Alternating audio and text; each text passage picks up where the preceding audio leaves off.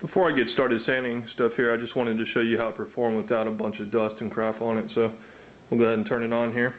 And right now I have the motor for the drive feed off completely, just so you can see the belt actually moving around. So everything's very smooth and well balanced. And you can tell the bearings are pretty good quality.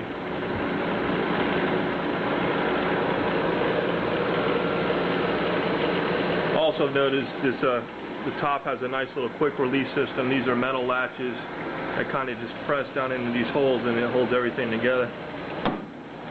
Okay, so I'll turn on the belt feed now, and see at the slowest setting, it virtually just crawls. It's moving so slow that you can probably barely even notice it, but I'll kick it up a notch. And the nice thing about having a belt sander is that the variable feed is going to dictate the difference between you probably getting burn marks or not getting burn marks. So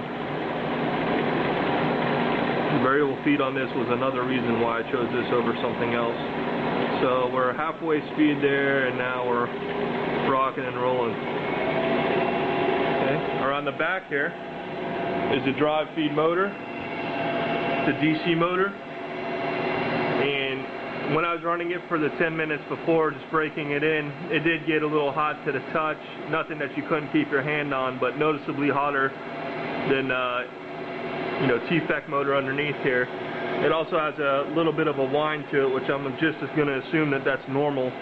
Obviously, the faster I'm spinning the belt, the louder the whine is. But I don't think it's because there's strain or anything on it.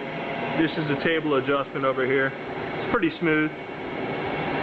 It takes a little bit of effort to lift it up and down. I'd say it's definitely not as smooth as my planer table, but it's also on a completely different type of system. We're using a belt-driven system on gearing rather than chain-driven. So, cut corners a little bit, but overall for the size of the machine and the heft that it has, I think it'll be satisfactory. But I'll go ahead and turn this off now, and we'll actually run something through it and see how it works.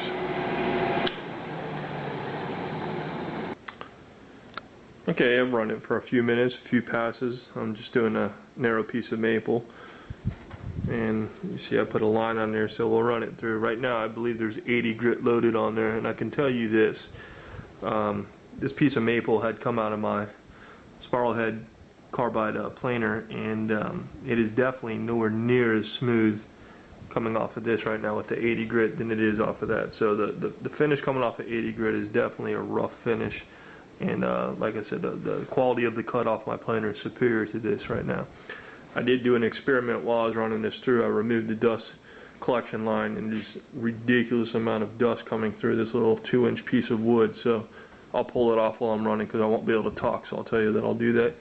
And other than that, the tracking issues that I thought I had resolved are still there, although quite slight. But in the instruction it does note that during the first few hours there's going to be some adjustments that need to be made, and before when I was adjusting I hadn't put anything on the belt, so it's very, very slight. But I thought I'd just tell you that you will have to adjust this. Before, this used to be just on the edge of that wheel, now it's slightly over, so I'm adjusting as I go, but not a big deal, and that is part of the maintenance on this. So I'm going to go ahead and turn it on, run it through, and I'm running it through about half speed right now on the slower pulley setting.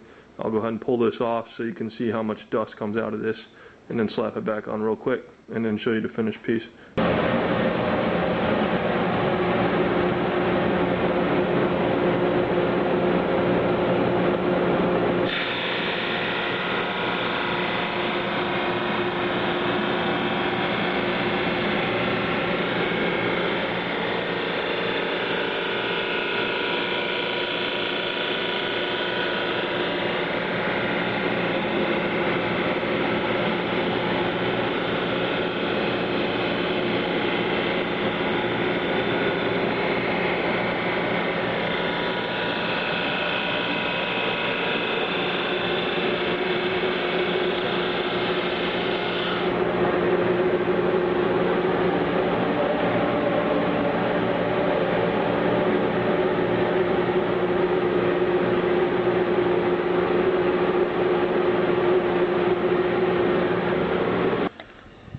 realize this camera's not going to be able to do close-up shots like I want to show you, so what I'll do is just include a still pic on the write-up. You'll be able to see the ridges and stuff. The pass that I just took, I don't know, is probably much less than 1/64 of an inch, so there's still some pencil lines here. I did want to hope that you notice how much dust was coming out, and that is from a small thing like this, so dust collection is definitely a necessity for this. Other than that, so far everything looks good, it's working good, and I love the fact that this doesn't have, you know, any deflection at all within reason. Of course, I can make it move if I really put some pressure on it, but it is nothing like the movement that you would see from a jet drum sander. Those things move if you just look at them wrong, so this is much more sturdy. Also, this is a cast iron base that the sandpaper is rolling across. So again, I'm going to say that Delta has definitely got it on build quality for this market segment of drum sanders. All in all, I think it's going to be a pretty good machine, but I'll definitely keep you guys up to date as I use it more often. The first, you know, part of this, getting it set up and using it, seems to be pretty solid, and I'm definitely like the fact of the 5-year warranty if there's any issues. So that's it. Look at the rest of the review for the pictures and a